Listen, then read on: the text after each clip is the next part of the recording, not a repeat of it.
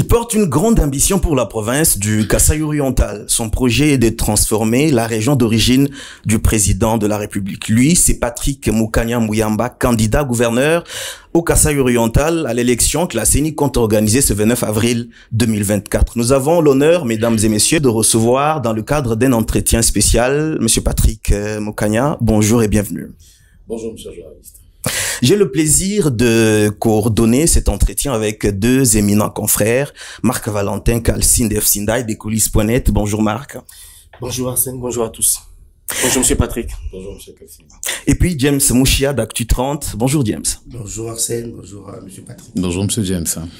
Pour rentrer dans les vifs du sujet, j'ai envie de vous poser une question. Qui est Patrick Mukanya? Merci beaucoup monsieur Arsène.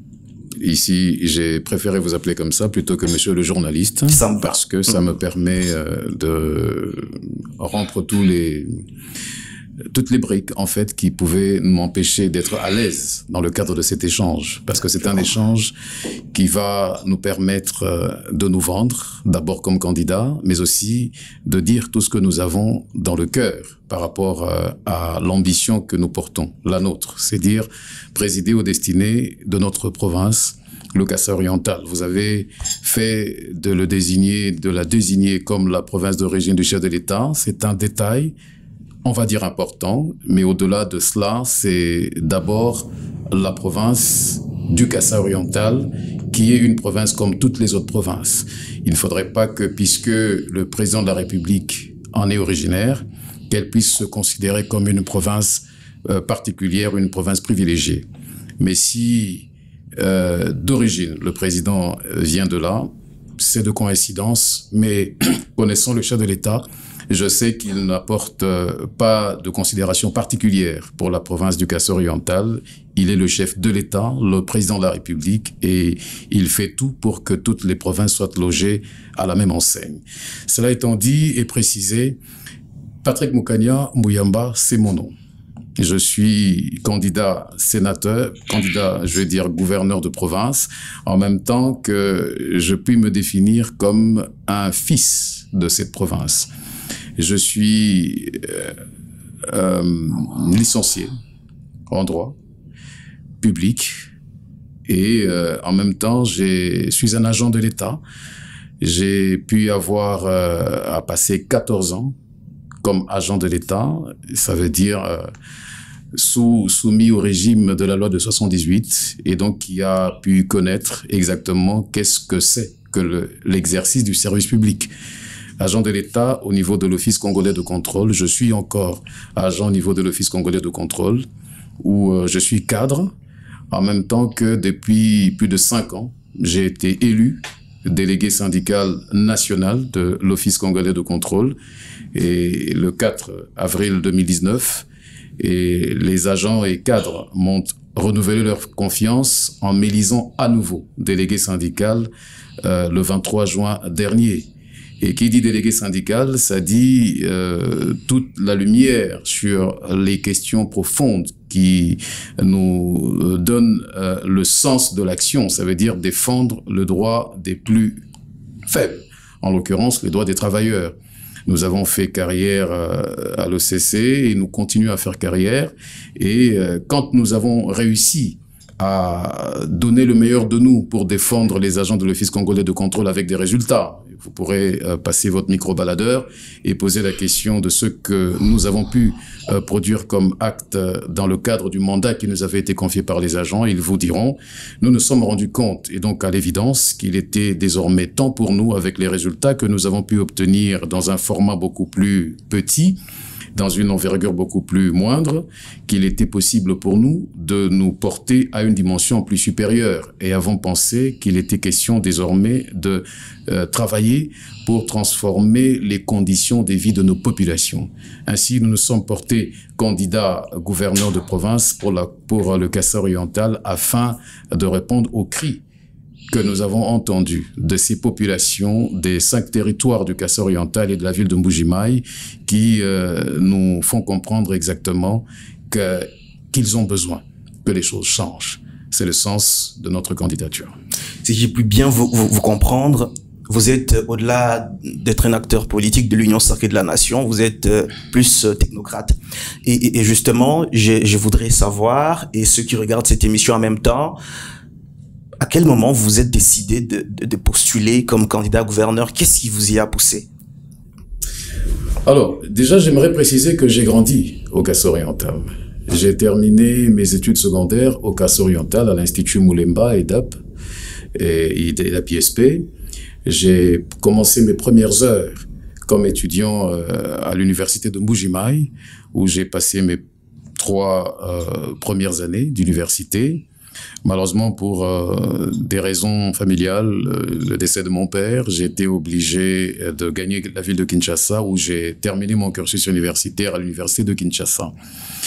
Et je connais donc le Kasaï-Oriental, parce que je n'étais pas que l'homme ou l'enfant de Mbuji-Mayi. J'ai pu exercer certaines fonctions dans certaines autres expériences professionnelles qui m'ont permis de pénétrer le fin fond de la province du Kasaï-Oriental, et j'ai pu comprendre quelles en étaient les souffrances. Mais en même temps, je connaissais un peu d'où nous venons, et à chaque fois que je suis rentré dans le Kasaï-Oriental, je me suis rendu compte que la souffrance était énorme. Il fallait donc agir, parce que le peuple kassaïen est un peuple modèle. Partout où il va, il se retrouve et il est identifié par son efficacité, par son dynamisme. Mais c'était un paradoxe de constater que ce peuple qui est assis sur une terre extrêmement riche et qui est lui-même doté des privilèges naturels, de dynamisme qui lui sont reconnus de partout, pouvait se retrouver dans des conditions aussi déplorables et exécrables telles que nous sommes en train de le vivre. J'ai senti en moi la vocation. Elle a pu naître. Et je me suis dit, il est temps désormais de prendre le courage de la situation et de prendre nos responsabilités. Et je prends mes responsabilités en prenant ce courage. C'est le sens de ma candidature. Et vous avez certainement un programme que vous allez présenter à la représentation provinciale aux députés. Absolument. Et ce programme, brièvement, comment il se décline?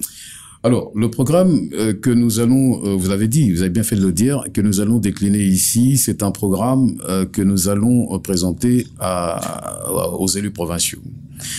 Je ne pense pas que le sens de cette émission est de faire notre campagne. Ce n'est pas tant la chose, parce que nous estimons que bien que le gouverneur est le gouverneur de tous les Kassaïens, il en sera le gouverneur de toutes les Kassaïennes et de tous les Kassaïens. J'aimerais bien que primeur soit réservé dans l'hémicycle à nos élus provinciaux, qui sont, eux, les détenteurs du pouvoir leur confié par notre peuple dans le Kasaï. Donc ici, nous allons faire l'économie de ce que nous entendons accomplir dans le cadre de notre mandat, si jamais les élus provinciaux nous l'accordaient. Et ce programme se décline sur différents axes. 5 axes particulièrement, mais 5 axes qui vont se fonder principalement sur le tout premier, qui a toujours été celui qui m'a le plus fait bouger le cœur. Ça sera le secteur éducatif, la réforme du système éducatif. Mais déjà, j'aimerais préciser qu'en tant que gouverneur de province, dans le domaine de compétences d'un gouverneur de province, il n'a pas les possibilités d'appliquer toutes les réformes nécessaires, bien qu'il le veuille, pour assurer la réforme du secteur éducatif. Mais au moins, la Constitution lui donne les possibilités d'être le gestionnaire au quotidien de la question de l'éducation. Ainsi, c'est l'axe numéro 1. L'axe numéro 2, c'est la prise en charge du secteur sanitaire. Nous tenons à ce que l'enfant du Kasaï, la maman du Kasaï, le vieillard du Kasaï, les enfants totalement du Kasaï puissent être bien pris en charge sur le domaine sanitaire. Ça veut dire nous allons veiller à ce que le chef de l'État qui l'a pensé avec la couverture santé universelle, qu'au niveau du Kasaï, que cela soit quelque chose d'effectif. Nous veillerons réellement à ce que, au niveau de l'accès aux soins de santé primaires, que le Kasaïen puisse se retrouver. Le point numéro 3, c'est au niveau de l'agriculture. Nous estimons que cette province qui est à vocation minière est heureusement aussi dotée de plusieurs hectares, on va dire, de terres arables, beaucoup de superficie, de terres arables, et nous devons faire en sorte que nous puissions utiliser utilement ces terres qui sont dons du ciel pour que nous assurions l'autosuffisance alimentaire en même temps que nous puissions aussi approvisionner les provinces avoisinantes pour que l'État congolais rentre dans le programme du chef de l'État dans ce domaine-là. Le secteur numéro 4, c'est le secteur des mines. Vous savez que longtemps, le Kassai oriental a été considéré comme le lieu ou la capitale par sa ville de Mbuji-Mayi mondiale du diamant, mais il n'y a pas que le diamant dans le Kassai oriental, il y a encore d'autres minerais, et nous allons faire en sorte d'avoir beaucoup plus de cohérence dans la gestion de ce secteur, particulièrement dans l'exploitation du diamant artisanal, parce que c'est que le plus répandu, donner beaucoup plus de cohérence en assurant une meilleure organisation de ce secteur pour permettre à ce que, par exemple, par des coopératives, que l'on puisse organiser ce secteur afin que du creuseur, qui est le point 1, jusqu'à la vente au niveau des places étrangères comme Anvers et autres, que l'on puisse avoir une chaîne de valeur qui fait en sorte que les intervenants puissent trouver leur compte. Le point 5, c'est le secteur de la sécurité. Il est un fait, c'est qu'il y a un banditisme urbain qui sévit au niveau des grandes agglomérations, et nous allons veiller effectivement à ce que nous puissions assurer une certaine sécurité à nos populations afin que la quiétude puisse permettre à ce que les personnes vaguent paisiblement dans nos cités. Voilà. Brièvement, c'est un peu ça. Et je vous laisserai la latitude, bien sûr, de décortiquer avec moi chaque point suivant les axes que j'ai présentés. C'est justement ce que nous allons faire avec les confrères à mes côtés. Je crois que Marc Valentin brûle d'envie de vous poser quelques questions, notamment dans les secteurs de la santé qui l'intéressent tant. Je voulais plutôt commencer par l'éducation. Ah d'accord, très bien. Monsieur Patrick, candidat gouverneur, vous savez que l'éducation, c'est la clé de voûte de tout développement. Vous avez évoqué tout à l'heure les réformes que vous envisagez. Quelles sont les principales réformes que vous envisagez pour la province du Kassai oriental afin de redorer l'image de l'éducation? Ok. Déjà, j'aimerais encore préciser ici. Les questions de réforme prises profondément relèvent du pouvoir central. Mais au niveau de la province, c'est la gestion de la question de l'éducation afin de veiller à ce que leur prise en charge soit très bien faite. Nous allons d'abord veiller à ce que le Kassaïen ait accès à cette éducation-là. Pour avoir accès à cette éducation, il faudrait d'abord, saluons la gratuité de l'enseignement avec le programme du président de la République, et veiller à ce que cette gratuité puisse produire ses effets. Veiller à ce que les enfants puissent accéder exactement à cette éducation. Pour cela, nous avons un programme, celui de créer des infrastructures, de construire des infrastructures scolaires au niveau de chaque territoire pour permettre à ce que les enfants puissent avoir accès à cette éducation. Mais il y a un projet phare dans lequel nous voulons nous appesantir. Ce projet, il est dans l'éducation, mais en même temps, il va rentrer un peu dans la spécificité que nous avons en tant que RDC avec les mines. Nous entendons faire de Mbuji-Mayi un hub technologique où nous allons construire un grand campus scolaire. Ce campus scolaire aura comme spécificité l'enseignement de nouvelles technologies de la communication, mais pas seulement de la communication, mais de nouvelles technologies. Parce que vous savez que la RDC est au carrefour des intérêts qui assurent la pérennité de l'espèce humaine. Je vais m'expliquer.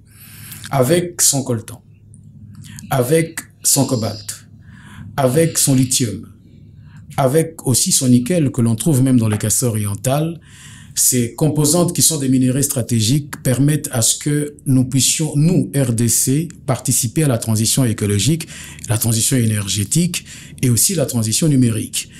Mais quand l'on constate au niveau de la RDC, nous n'avons pas des structures ni scolaires, ni encore moins académiques qui permettent l'assimilation des connaissances pour mieux utiliser ces minerais, ces ressources et participer réellement à cette transition dont a besoin le monde. Et nous voulons faire de Mbuji-Mayi, par la construction de cette école moderne, un hub qui va recueillir les intelligences, qui vont assurer l'assimilation des connaissances spécifiques dans ce domaine pour que nous ne puissions pas, dans la chaîne de valeur de l'exploitation de ces minerais, laisser à des étrangers la latitude de pouvoir exploiter ces richesses et puis s'en servir pour servir le monde. Nous voulons que nous puissions avoir l'intelligentsia au niveau interne, afin que ce qu'on désigne souvent par la transformation des minerais, que cela se fasse chez nous parce qu'on aura eu l'information. Deuxièmement, je peux encore insister sur ça, cette école, nous la voulons une école de référence pour notre pays. Nous la voulons vraiment une école de référence où les enfants, nos enfants viendront de partout dans les différentes provinces pour venir étudier chez nous au Kasaï oriental. Et pour cela, nous avons même pris des contacts avec certains partenaires. Ça ne sera pas que étatique, parce que on peut aussi exporter des cerveaux étrangers sans que ça soit forcément des partenariats étatiques. On peut chercher, comme ça se fait ici. Nous avons beaucoup de médecins d'ici qui vont travailler isolément et même vers d'autres pays, et ils sont employés. Nous voulons aussi avoir des personnes qualifiées qui viendraient ici chez nous pour assurer les mécanismes d'assimilation de connaissances dans le processus éducationnel au niveau de cette école que nous voulons une grande école. Deuxièmement, nous voulons faire de Mbuji-Mayi le lieu de référence de l'enseignement technique et professionnel. Parce que moi-même, je suis licencié. En ce moment, je suis en 3e cycle en train de suivre mon 2ES en gestion de la politique économique. Mais j'ai fait un constat. C'est que lorsqu'on est au Congo, quand on sort de l'université, au fond, on ne sait pas par où commencer. C'est comme si la structuration de la formation académique, jointe au conditionnement de notre société, ne permet pas à l'étudiant, lorsqu'il termine son cursus, de savoir en quoi il peut être utile. C'est parce que tout le monde, désormais, veut devenir ce qu'en principe, il n'est pas censé être. Nous voulons que, au niveau de l'éducation, que nous puissions avoir ce qu'hier on appelait un cycle d'orientation, les 2 premières années qui venaient après les 6e primaires, parce que ce sont les 2 années qui permettaient en fait on va dire à la direction pédagogique de déceler en nos enfants quelles étaient leurs aptitudes, afin qu'ils puissent être orientés vers la formation qui serait la meilleure pour eux, afin qu'ils deviennent utiles à la société. Et nous tenons à ce que désormais cela soit fait, et nous privilégierons aussi l'enseignement technique et professionnel, parce qu'il y a dans nos enfants certains qui ont ces aptitudes-là. Or, à quoi sert l'éducation si ce n'est pas pour qu'in fine, que ça puisse répondre aux besoins de la communauté?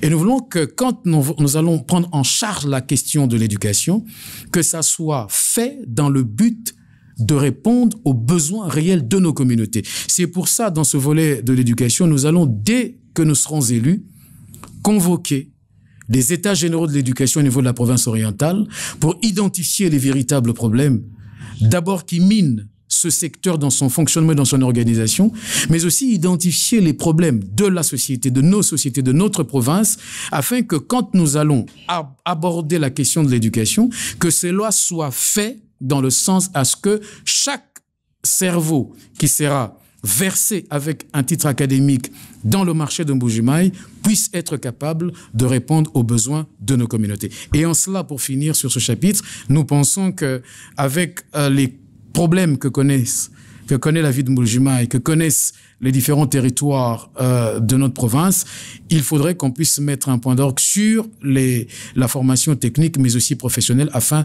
d'emmener certains de nos enfants à avoir des métiers, qu'ils en soient qualifiés et qu'ils puissent répondre aux besoins de notre population. Et pour peut-être terminer, la toute dernière question sur ce volet éducation.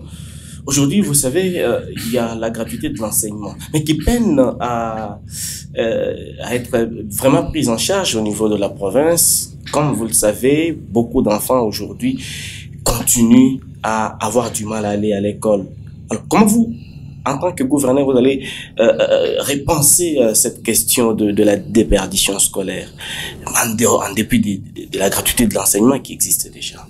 Déjà, il faudrait ici qu'on puisse saluer la gratuité de l'enseignement, parce que c'est la Constitution de la République du 18 février 2006 qui pose le principe. Nous avons peiné à mettre en œuvre cette disposition constitutionnelle. C'est un chapeau bas au président de la République, que nous saluons ici pour cette initiative qui a permis à ce que désormais il ne soit plus question de finances pour accéder à l'éducation de base. Deuxièmement, un principe aussi, puisque je suis légaliste, vous l'avez dit, je suis juriste, il est de principe que le financement de l'éducation relève du pouvoir central. Sauf pour certaines questions, lorsque on arrive par exemple aux épreuves d'examen d'État, où on demande à la province de prendre ses responsabilités. Mais quant à la prise en charge des personnes assurées à communiquer la connaissance à nos enfants, qu'on va appeler aussi les enseignants, c'est au gouvernement de la République de le faire.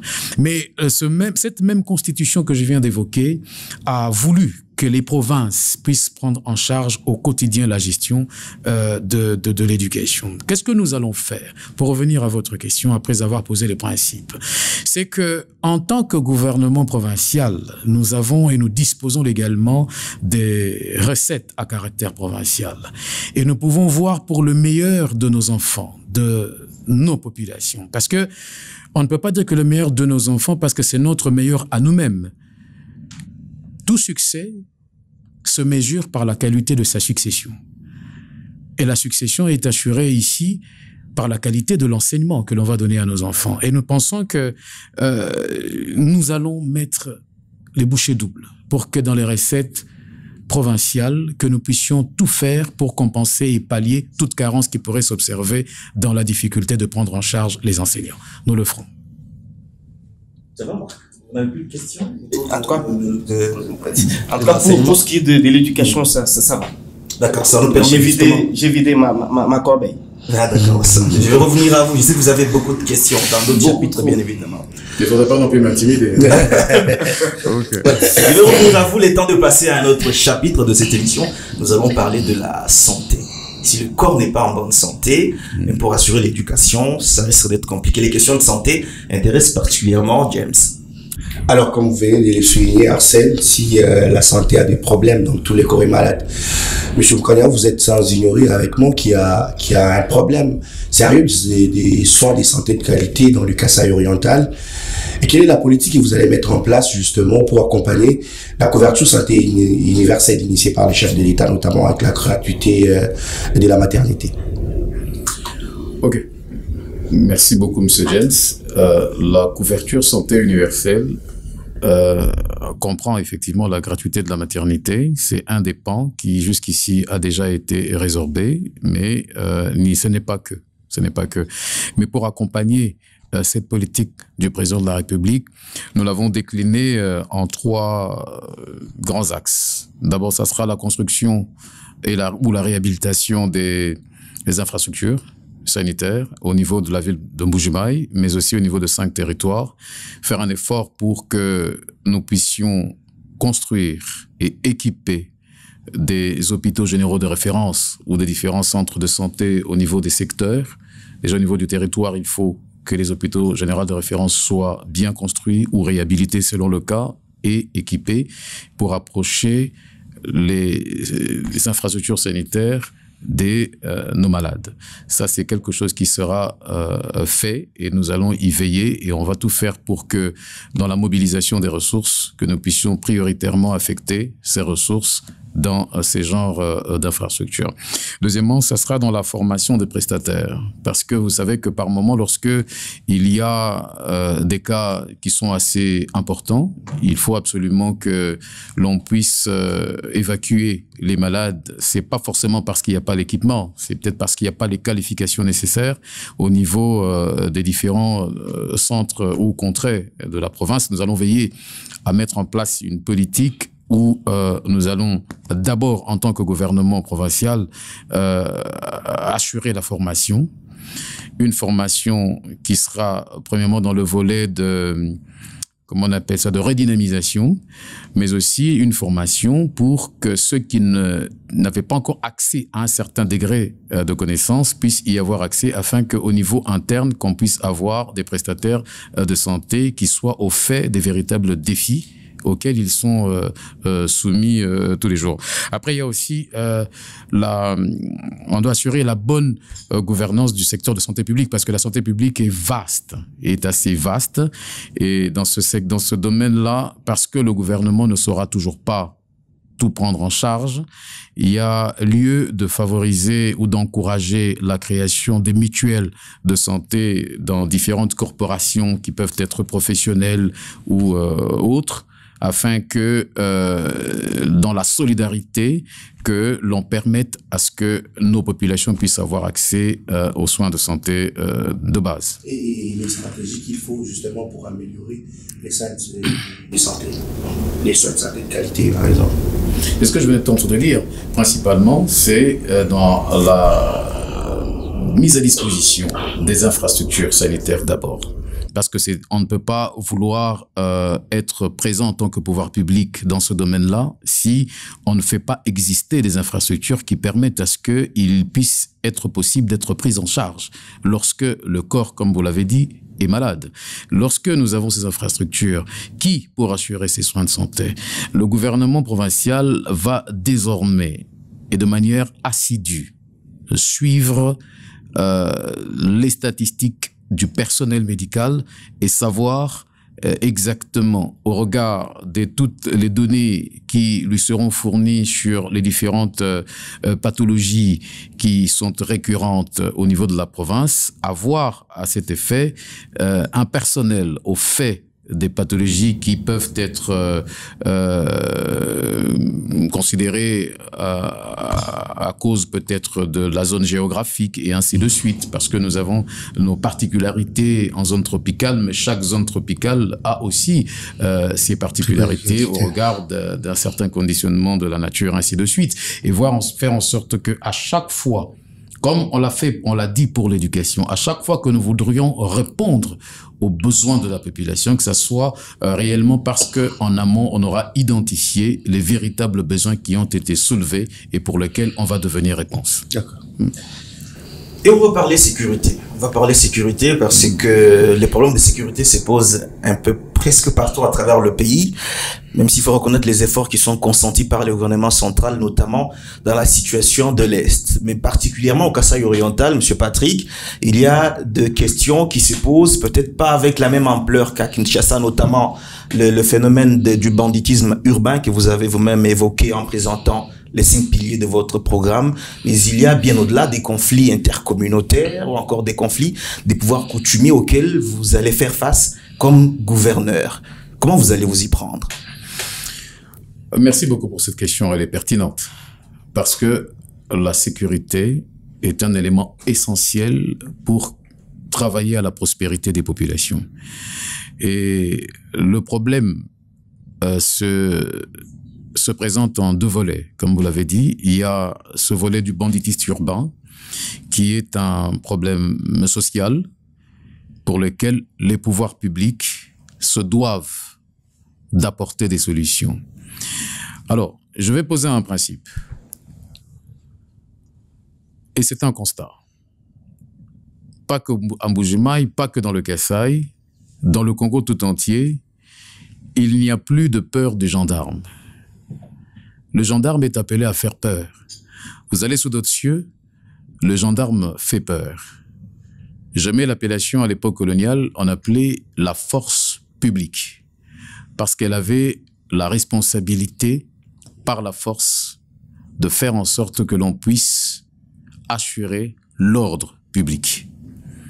Et le gouverneur que nous serons aura l'obligation et la responsabilité d'assurer la sécurité des biens et des personnes. Le point 1, pour répondre aux banditistes urbains, sera pour nous de doter la force publique des moyens de son action. Parce que la police, effectivement, parce que c'est la police nationale congolaise qui est chargée d'assurer la protection des biens et des personnes. Et c'est à elle que nous allons confier ou rappeler cette mission, mais en travaillant pour la mettre dans les conditions idoines afin qu'elle puisse travailler dans les domaines de ses compétences. Sur la question du banditisme urbain, c'est vrai, il y a le volet de la force publique qui doit être là présente, mais il faudrait aussi que nous puissions pénétrer le problème dans le fond. Pourquoi on insiste à cela? C'est ainsi que nous allons mettre en place, dès le lendemain de notre élection, si les élus nous font confiance, une task force constituée des différentes sensibilités qui gèrent ces questions afin que nous puissions réellement identifier ce qui est à la base de ce banditisme. Parce que le problème, on le touche à sa racine.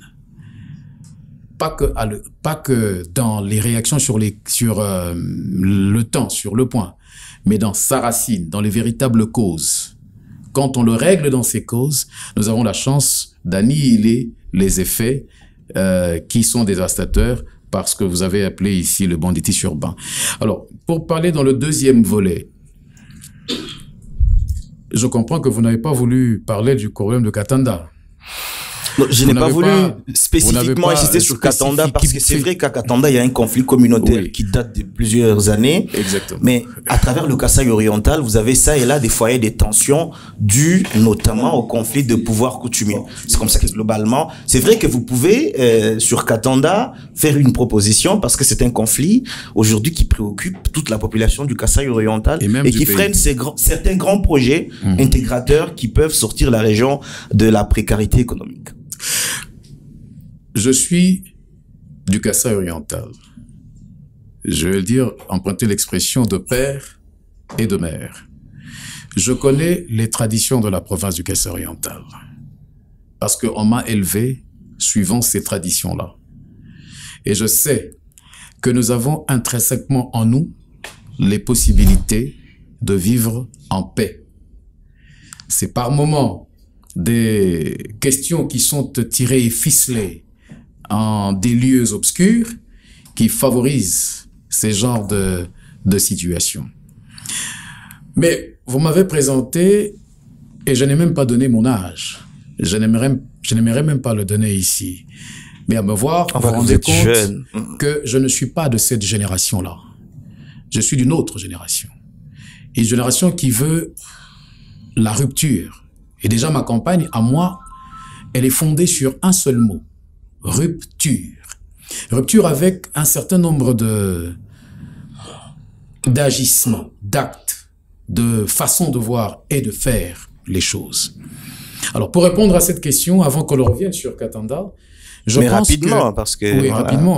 pense que nous allons tout faire pour organiser une table ronde entre les différentes communautés, partout où il y a les foyers de tension, pour que nous puissions réellement identifier le problème qui a causé et miné la paix pendant des années et y donner réponse. Parce que j'ai parlé ici de la force publique, mais ce n'est pas que la force publique qui résout les problèmes. Il faut toujours aller dans le fond des questions.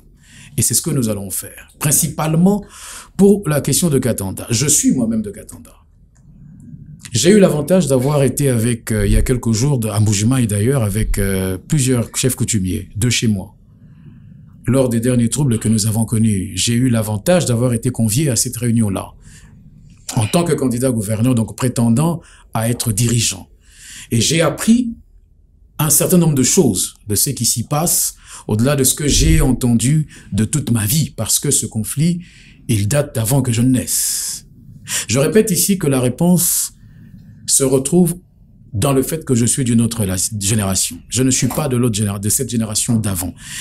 Et que si nous sommes élus, si nous obtenons la confiance de nos électeurs, dès que nous serons élus, nous allons convoquer une table ronde de toutes les filles et de tous les fils de Katanda, afin de faire en sorte qu'ils puissent se mettre ensemble et que nous puissions voir comment est-ce qu'on peut fumer le calumet de la paix et permettre à ce territoire, autant riche que tous les autres territoires du Kasaï, de finalement s'ouvrir à l'ère de la prospérité. Le dialogue, dans ce cas-là, sera indispensable en même temps que la force publique devra jouer son rôle pour assurer la paix et la quiétude dans les populations. Certainement que quand il y aura la paix, la population va pouvoir cultiver, parce que le Katanda est un territoire, pour ne parler que de Katanda, est un territoire à vocation agricole. Absolument. C'est d'ailleurs dans la configuration actuelle du Kasaï oriental le grenier agricole de la province. Et Marc Valentin a des questions justement autour de l'agriculture et de comment vous comptez vous y prendre, Marc. Monsieur Patrick, Monsieur Solution de la paix à Katanda, si une fois devenu gouverneur, je préfère le préciser comme ça. Mais vous aurez un autre défi, c'est bien la crise alimentaire. Comment vous allez faire pour parvenir à nourrir ces milliers de Kassaïens, des Est-Kassaïens, qui jusqu'aujourd'hui continuent à trimer? Terre arable, oui, mais ils dorment affamés. Merci beaucoup, Monsieur Marc, pour votre question. Vous l'avez dit, je peux le répéter, ventre affamé n'a point d'oreille.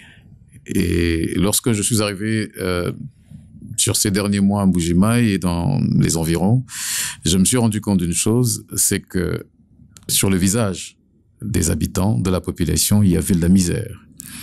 Et nous allons nous battre, et vraiment nous battre, pour que cette situation change et que ce paradigme change. L'agriculture, revenons. Depuis des années, même dans le pays, on en parle lorsqu'on aborde la question de la diversification de l'économie, parce que notre croissance est essentiellement portée par l'industrie extractive, alors que nous sommes un pays à vocation agricole. Et nous aimerions, au niveau du Kasaï, faire de cette province une des provinces qui vont participer à une croissance inclusive au niveau de l'État dans ce que nous allons faire. Comment vous y prendre alors? Ok. Alors, il y a des points que nous allons mettre en place. D'abord, il y a la promotion de la sécurité alimentaire pour réduire la pauvreté et la précarité dans la province. Ici, c'est d'abord dans le fait que l'on doit avoir des acquisitions, des tracteurs pour la mécanisation de l'agriculture en tant que pouvoir public. Parce que ce sont des investissements assez colossaux que les fermiers n'ont pas toujours les moyens d'acquérir. Pour favoriser cela, nous allons permettre à ce que, après avoir identifié les différentes corporations qui encadrent les fermiers, qu'on puisse leur doter des différents tracteurs et autres intrants et semences pour que la production au niveau intérieur de la province soit importante. Et nous allons le faire parce qu'il est important de promouvoir ce secteur-là. Deuxièmement, nous allons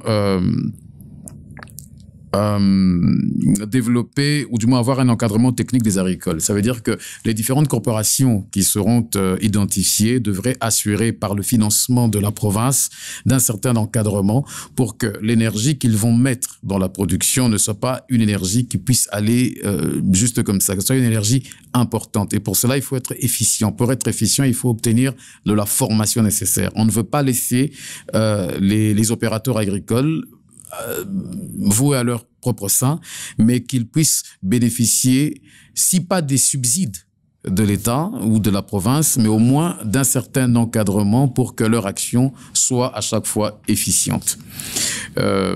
Aussi, nous allons, dans le même élan de promouvoir la sécurité alimentaire, développer l'agroforesterie. Alors, Monsieur Patrick, ouais. À côté de l'insécurité, à côté de ces problèmes de santé, il y a aussi ce défi alimentaire, cette crise indescriptible sur le plan de l'alimentation dans la province du Kasaï oriental. Alors, vous, en tant que gouverneur, comment vous allez vous y prendre pour combler ces vides, nourrir la population du Kasaï oriental, permettre à ce que la période de soudure qui a toujours fait du mal à cette population puisse être passée dans les calmes, mais aussi permettre à ce que les produits qui sont les produits agricoles plutôt puissent quitter les centres de production vers les centres de consommation. Merci beaucoup, Monsieur Marc, pour la question. Et c'est une question substantielle. Et nous n'allons pas la prendre uniquement dans le cadre de la production, telle que connue au niveau de l'agriculture, mais on va prendre de manière globale de l'apport de ce que le secteur agricole peut, comment elle peut concourir en fait à la croissance de la province. Premièrement, il est question ici, pour aborder cette question, d'assurer une autonomie, une sécurité alimentaire. Et nous allons tout faire dans la production agricole de faire en sorte que nous puissions avoir un encadrement que nous allons assurer à tous les intervenants dans ce secteur.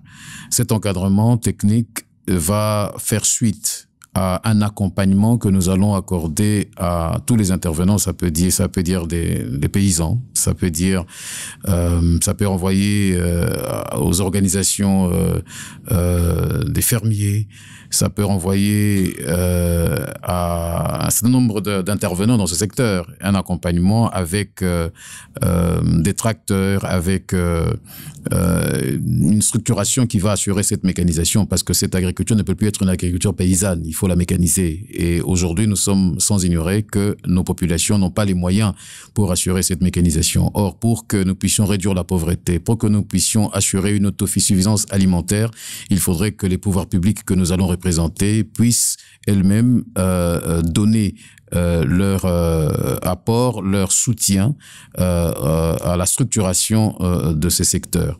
Et nous entendons réellement le faire. Deuxièmement, c'est par rapport à comment nous entendons faire en sorte que le secteur de l'agriculture puisse contribuer efficacement à la croissance économique au niveau de la province. Nous allons tout faire pour créer des coopératives. D'abord des coopératives agricoles pour organiser les différents intervenants dans ce secteur et faire en sorte que les besoins qui vont se présenter au niveau de la province soient rencontrés, identifiés puis rencontrés. Alors, deuxièmement, je voulais parler de la possibilité pour que l'agriculture puisse contribuer à la croissance économique. C'est très important que aujourd'hui, en 2024, nous allons bientôt en 2030, à l'horizon 2030, il y a les objectifs millénaires pour le développement, des ODD. Il est important que désormais, lorsque nous pensons agriculture, que nous puissions d'abord voir que ça rentre dans la définition du développement durable, mais avant que l'on puisse pénétrer ce secteur-là, que nous puissions faire en sorte que l'agriculture participe à la croissance inclusive. Parce que nous voulons que l'agriculture, exactement parce que ça a été appelé la solution des solutions, la revanche du sol sur le sous-sol, que cette revanche puisse réellement remplacer les mines dans la définition de notre croissance. Nous sommes aujourd'hui portés dans notre croissance économique essentiellement par l'industrie extractive.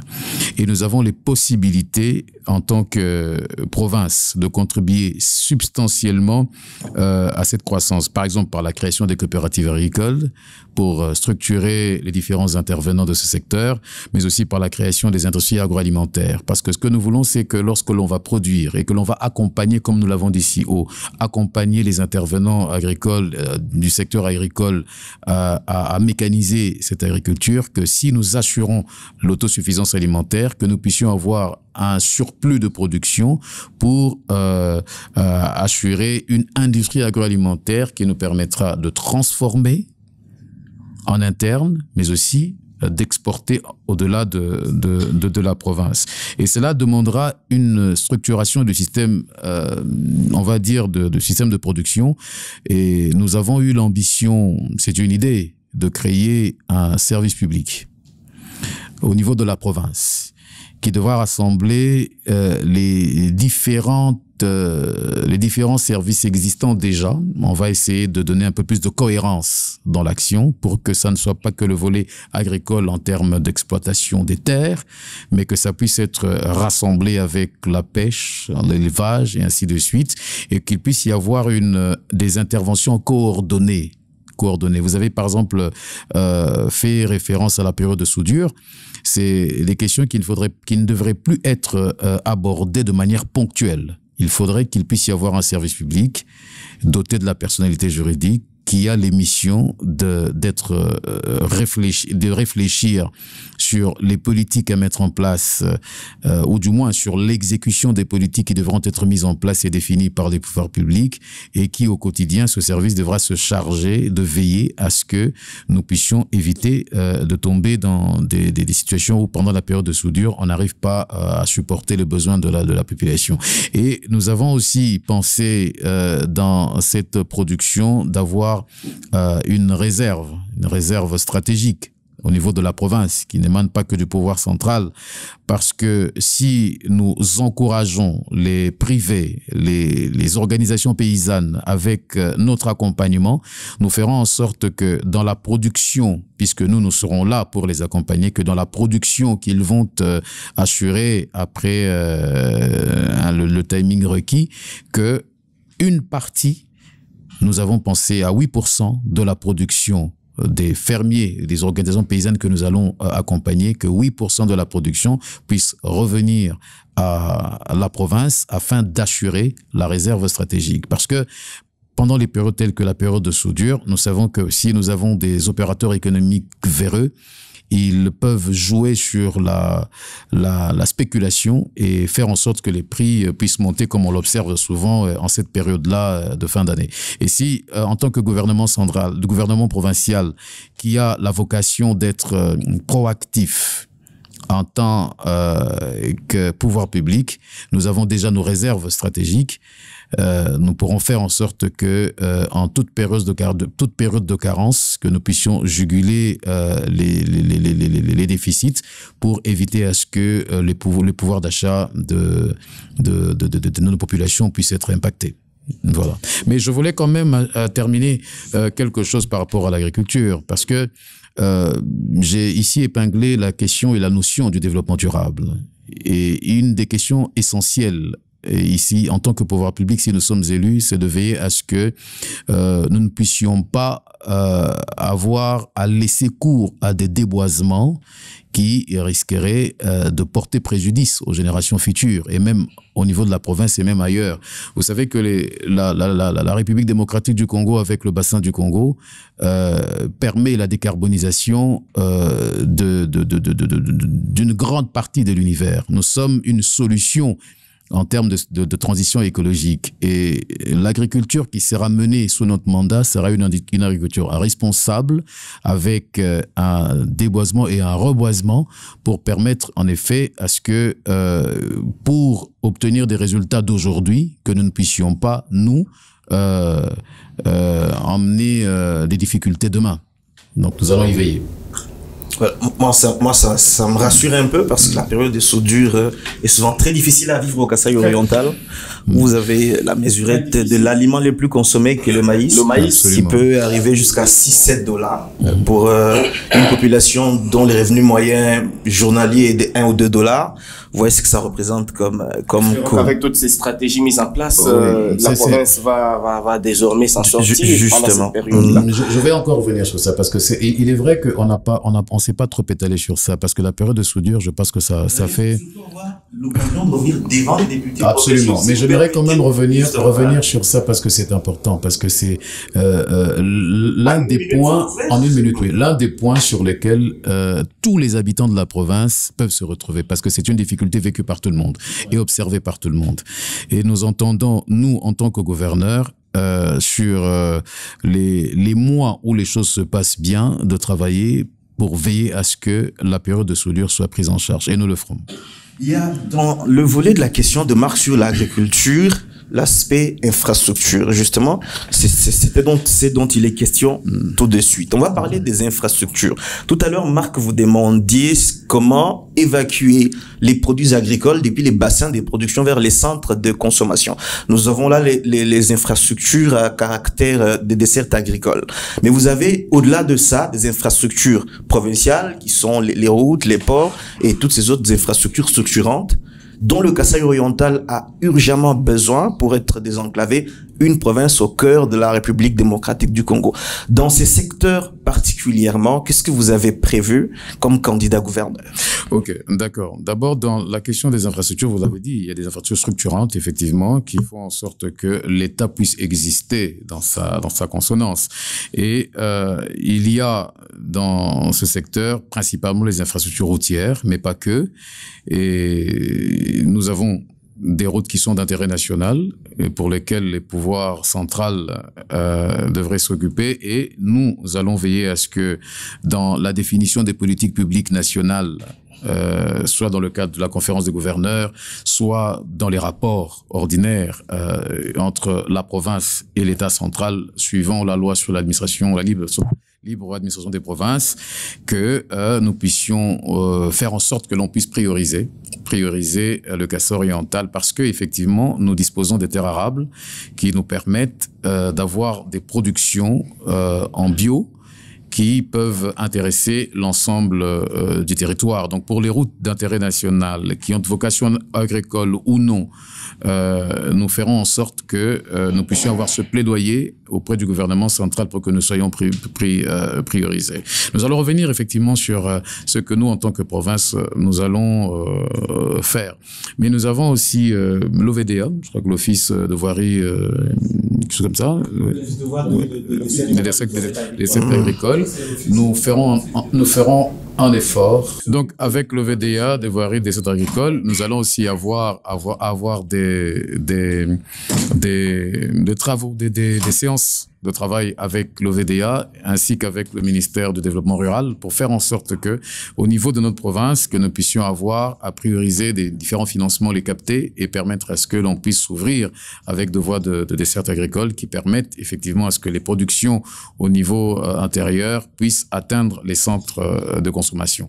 Maintenant, au niveau de la voirie, on va dire urbaine. Il n'y a pas que Mbuji-Mayi, je vais finir par Mbuji-Mayi, mais nous ferons un effort pour que, au niveau de chaque territoire, que les grands centres d'intérêt de territoire, que ce soit les centres d'intérêt, les centres de santé, que ce soit les écoles, les grandes écoles, que ce soit les hôpitaux généraux de référence, que ce soit les grands marchés, que les voies qui permettent à ce qu'on atteigne ces centres d'intérêt pour les territoires soient réellement réhabilités et même asphalter parce que c'est possible, que nous puissions les asphalter et permettre à ce que les personnes qui veulent accéder à ces centres puissent y avoir accès dans toute facilité. Au niveau de la ville de Mbuji-Mayi, nous saluons les efforts du gouvernement central pour permettre à ce que nous puissions avoir une voirie urbaine telle que nous la constatons. J'étais moi-même ahuri lorsque je suis arrivé de voir les travaux qui sont effectués au niveau de la ville de Mbuji-Mayi, mais ce n'est pas encore fini. Cette ville a la réputation de s'être bâtie seule jusqu'ici. À peine on commence à voir le visage de l'intervention publique, et nous allons faire en sorte que dès que nous avons notre mandat, de rediriger les recettes que nous aurons pour faire en sorte que la voirie urbaine de la ville de Mbuji-Mayi puisse donner un blason assez important dans le visage donc devrait arborer cette ville. Et je n'aimerais pas ici, et je fais bien de le préciser, et j'aimerais vraiment que ça soit souligné, nous n'allons pas ici venir avec des promesses démagogiques, parce que nous savons dans quel état se trouvent les finances publiques de la province, au regard du caractère assez difficile que nous connaissons, disons, la situation difficile que nous connaissons en ce moment. Et l'un des points, j'espère qu'on va revenir sur cela, ce sera dans la mobilisation des recettes, de comment nous allons être beaucoup plus inventifs pour mobiliser les recettes et financer les différents projets qui seront les nôtres. Et parce qu'on y est, mobilisation de recettes, tissu économique de la province, James Mouchia, vous avez des questions là-dessus? Comment vous comptez mobiliser les recettes? Déjà la province, merci pour la question, merci pour la question. La loi, on va dire la Constitution et la loi a créé déjà le distinguo entre les recettes à caractère provincial et les recettes à caractère national. Il est vrai que nous avons une difficulté, mais sur le plan général, du principe de la Constitution de la retenue à la source de 40% et qui met en difficulté toutes les provinces. Nous allons tout faire pour le volet 1 dans la mobilisation des recettes au niveau de la conférence des gouverneurs, tout faire pour que nous puissions obtenir la retenue à la source des 40% au niveau au niveau des provinces. Au niveau de la conférence des gouverneurs, nous ferons ce plaidoyer-là. La retenue à la source.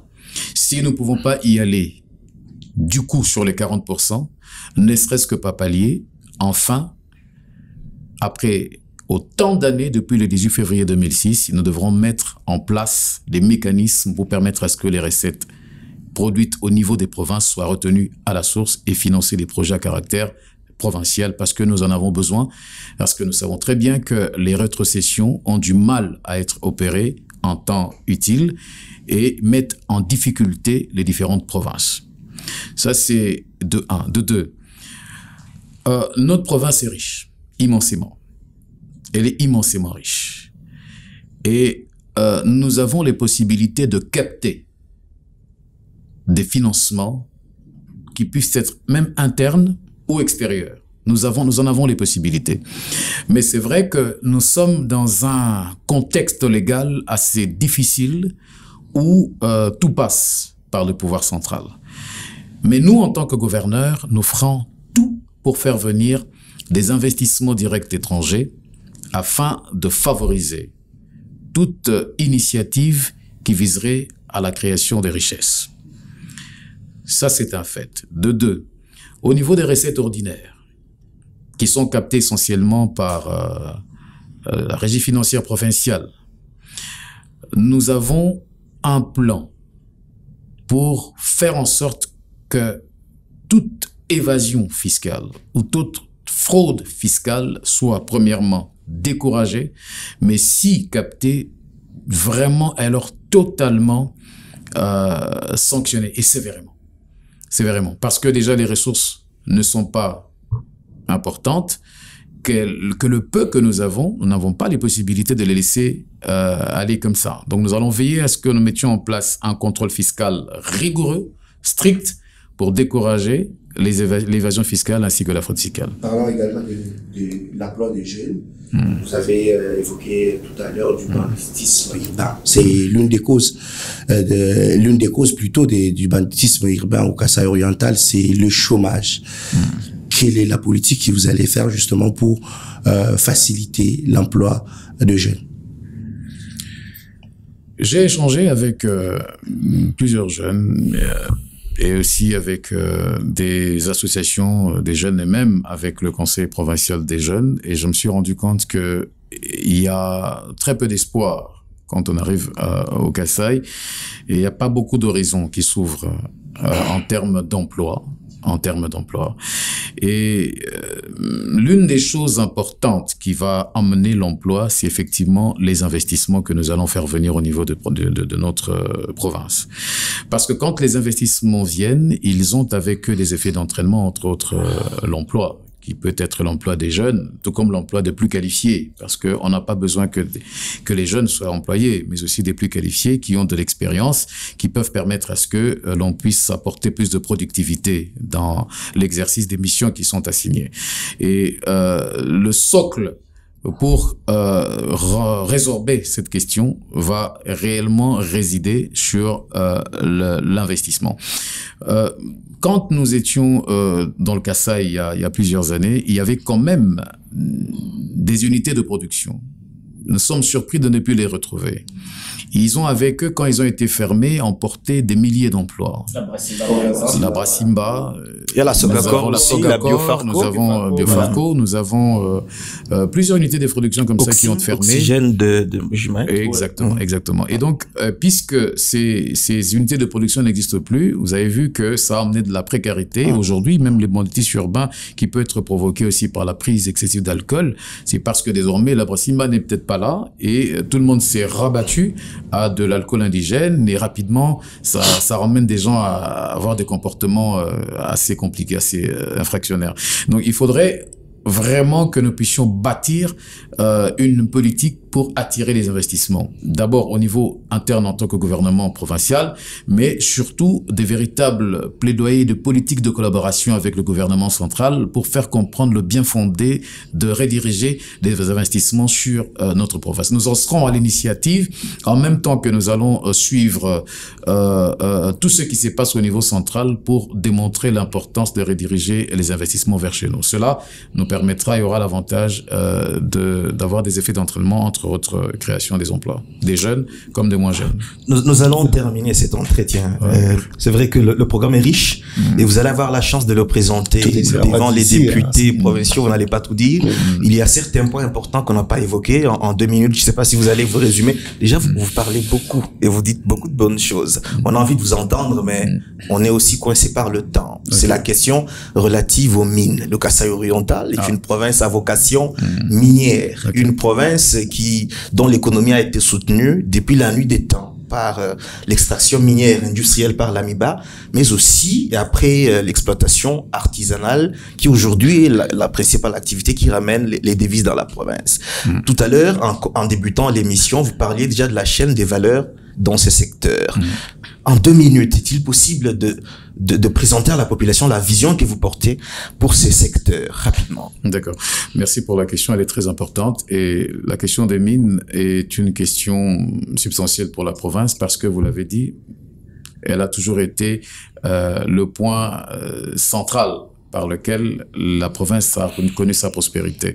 Mais ici, nous voulons changer de paradigme et même de narratif et dire qu'il ne faudrait pas que l'on puisse ne penser que des mines pour assurer la prospérité à cette province. Mais qu'à cela ne tienne, nous pensons aujourd'hui que l'AMIBA, qui hier a porté toute la province et qui n'arrive plus à le faire, peut toujours renaître. Et nous en ferons le plaidoyer au niveau du gouvernement central pour permettre à ce que cette entreprise grande et importante pour la province puisse renaître des cendres et jouer sa partition dans la prospérité de la province que nous voulons de tous nos voeux. Mais ici, nous avons une politique que nous allons mettre en place. C'est que nous voulons structurer et organiser l'activité minière sur le plan artisanal, parce que c'est un volet de ce domaine, de ce secteur que la province sait quand même capter et organiser et faire en sorte que vous avez parlé de la chaîne de valeur, je l'avais évoqué au début, du premier niveau où le creuseur trouve le diamant jusque à la vente de ce diamant dans les places internationales, que cette chaîne de valeur puisse permettre à ce que, à chaque étape, l'État congolais puisse trouver des dividendes. Ça, c'est de 1. Mais pas que. Nous aimerions que ces creuseurs, comme on les appelle, puissent être organisés, mieux structurés. Je donne un exemple. Un creuseur peut obtenir un diamant aujourd'hui, le vendre dès qu'il sort de la mine à $2000 auprès d'un négociant ou de je ne sais pas qui. Et 2 heures après, le même diamant est vendu à $40 000. Et donc le creuseur, il n'est seulement pas au courant de la vraie valeur de ce qu'il vient de trouver. Puisqu'il le vend à $2000, dans cette chaîne de valeur, l'État lui-même ne capte plus les véritables dividendes de ce qu'il devait tirer de cette opération. Et 2 semaines après, le même diamant est vendu à $500 000. Ça n'a pas de sens. Nous voulons organiser ce secteur ça peut être de coopératives ou autres, mais où il y aura peut-être des formations pour que chaque creuseur puisse au moins savoir dans quoi il est, quelle est la valeur de pourquoi il le trime et il le sue des mois durant pour finalement trouver quelque chose et vendre à vil prix à quelqu'un qui va s'enrichir le mois d'après. Nous ferons un effort pour que le Congolais, le national, se retrouve dans ce que la loi lui a permis de faire. Parce qu'on a l'impression que ces creuseurs et tous les intervenants au niveau primaire, ils travaillent uniquement pour donner de la prospérité à des étrangers. Nous n'avons pas de problème contre les étrangers, mais il faudrait que ceux qui viennent travailler chez nous le fassent dans des conditions qui respectent les droits de ceux qu'ils trouvent, des nationaux. Et nous estimons que nous devons organiser ce secteur. Et sérieusement alors, pour redonner de la dignité à cet intervenant majeur dans la création des richesses de la province. Nous allons le faire dans la structuration de ce secteur par des édits que nous allons proposer à l'Assemblée provinciale, que nous allons défendre. Si l'Assemblée, les élus provinciaux la mettent, ils prennent des édits et on structure et on organise le secteur.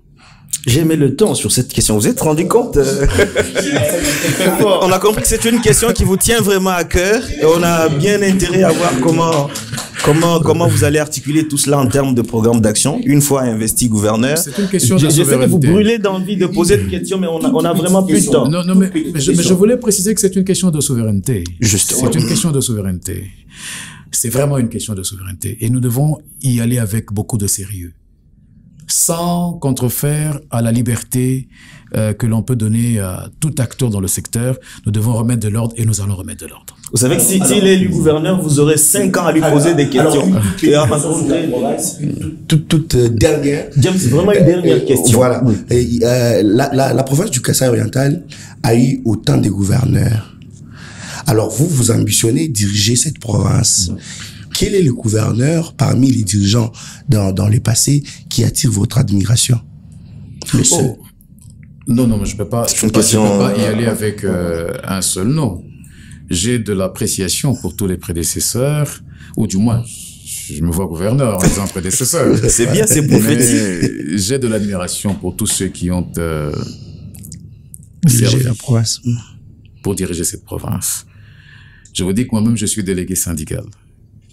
Je sais c'est quoi le mandat et je sais les souffrances qui peuvent être lorsqu'on exerce le mandat. Et peut-être à l'extérieur, les gens ne le comprennent pas. Et donc, je dirais chapeau bas à toutes celles et ceux qui ont parfois perdu des nuits pour essayer de rechercher le bonheur de cette province. Ce que nous voulons, c'est à la suite de ce qu'ils ont pu produire pour la province, que nous puissions faire mieux et nous pensons avoir les aptitudes, les capacités de le faire. Ainsi dit, nous sommes arrivés à la fin de cet entretien spécial. Monsieur Patrick, vous avez dit beaucoup de choses, mais pas tout. Vous aurez l'occasion de développer votre programme devant les grands électeurs qui sont les députés provinciaux. Il y a des secteurs que nous n'avons même pas touchés. Vous allez avoir justement la chance de les évoquer. Mais quel est le dernier message que vous adressez à la population du Kasaï oriental qui aura un gouverneur élu par ses représentants? Merci beaucoup, Monsieur Arsène. La province du Kasaï oriental, c'est la plus petite province en termes de superficie, mais l'une des plus importantes. C'est vrai qu'aujourd'hui, nous ne participons pas, comme il se voudrait, comme il se devrait,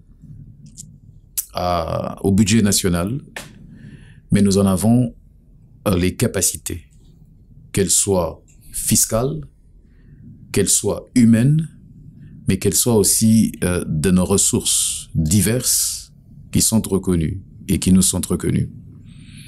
Moi, gouverneur, je travaillerai à faire en sorte que la prospérité de la province du Kasaï oriental puisse participer in globo à la prospérité de ce grand pays.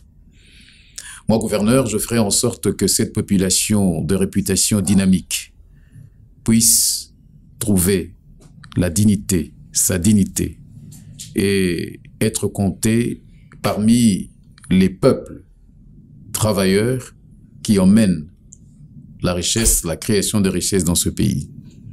Moi, gouverneur, je ferai en sorte que les enfants de notre province puissent aller à l'école, puissent devenir des sachants, des personnes qui savent et qui deviennent des réponses aux problèmes de nos communautés.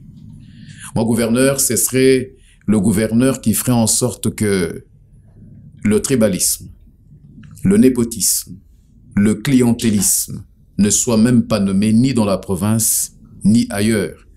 Parce que nous sommes avant tout un seul peuple, unis sous le drapeau et pour le drapeau. Moi, je viens encore de dire, gouverneur, je ferai en sorte que lorsqu'on atterrit dans chaque coin et recoin de la province du Kasaï oriental, que l'on puisse avoir le sentiment d'être chez soi, d'être à l'aise.